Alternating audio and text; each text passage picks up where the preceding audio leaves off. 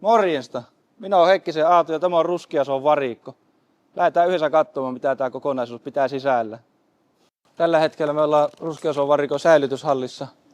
Täällä on yhteensä 23 raidetta ja tämä sisältää 80 vaunupaikkaa. Tässä me ollaan nyt Ruskeasolla raskashuoltohallissa. Meitä täällä toimii useampi eri ammattiryhmä ja me tehdään tätä aivan täydellä sydämellä. Kerropa Risto, että mitä tämä itse paikka pitää sisällään? Täällä on raiteita, jos korjataan raitiovaunuja, löytyy varaosat niihin, löytyy monttupaikat, jos päästään vaunu alle, kattopaikat, missä päästään vaunun katolle. Täällä korjataan ja huolletaan kaikki meidän raitiovaunut, joita tuossa päivittäisliikenteessä kulkee. Asiaa.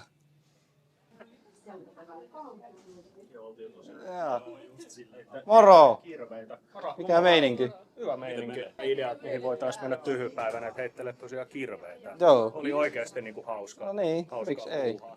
Täällä meidän raskashuoltohallissa on nyt tällä hetkellä kovin vähän vaunuja, koska ne on tuolla liikenteessä, mutta se johtuu ihan vaan siitä, koska me ollaan niin hyvin tehty hommamme. Ja sinäkin oot täällä. Täällä on tosi kiva tehdä hommia.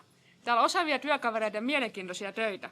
Meillä käydään erikseen turvallisuusperehdytysvarikolle sekä sähköturvallisuusperehdytys ja myös käytännön turvallisuusperehdytys sähkölle täällä varikolla, koska me nähdään täällä ylhäällä, meillä kulkee ajolankaa, jossa on 750 volttia jännitettä. Tässä meillä on uusinta raitiovaunukalustoa runkonumeroltaan 641. Kerro Risto vähän, että mitä tämä laite pitää sisällä. Tämä on Skoda Smart Arctic X54 mallinimellä kulkeva raitiovaunu, jolla ajetaan jokerilinjaa ja vastaisuudessa myöskin kruunusiltalinjaa. Tätä voi ajaa myös kahdessa suunnasta. Joo, tässä me nähdään niinku tekniikkaa vähän varikolta ja tämä seinä, mikä tässä on, niin se kuvastaa raitiovaunun aivoja. Tässä on hienosti kaikkia nippeliä, näppeliä ja muuta. Ja meillä on oma ammattiryhmä, kuka osaa näitäkin värkätä. Tässä meillä löytyy raivauskalustoa sitten tuo, kun raitiovaunut hyppii kiskoilta pois tai autot on siirretty väärään paikkaan. Niin. Ja täällä allalla, niin täällä meillä on yksi tekijämies asia omaan. Tässä on tosiaan meidän takana nyt tämä raivausyksikkö. Niin kerropa Ale, mitä tämä homma pitää sisällä. Tällä ajoneuvolla hoidetaan raitioliikenteen poikkeustilanteita kuntoon. Siirretään autoja, nostetaan vaunut kiskoille, osallistutaan hätäkeskuksen ja liikenteen ohjauksen antamiin tehtäväantoihin. Nämä raitiovaunut pitää sisällä vaikka minkälaista nippeliä ja nappelia. Tässä on ovikoneisto auki ja Ale kertoo meille, että mitä tässä niinku touhutaan.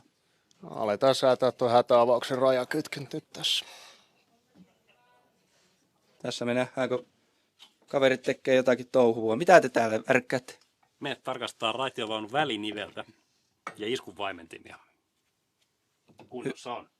Me ollaan nyt tässä vuorokausihuoltohallissa, niin Elina, kerropa mitä täällä tehdään. Täällä hallissa me pestään vaunut laitteella ja sitten iltaisin vielä siivotaan sisältä samassa hallissa. Sä oot Heidi puikoissa ja vaunu liikkuu. Mitä tää niinku pitää sisällä? No me tarvittaessa siirretään vaunuja täällä varikolla eri raiteille ja viedään paikkoihin, mihin niitä tarvitaan. Kyllä.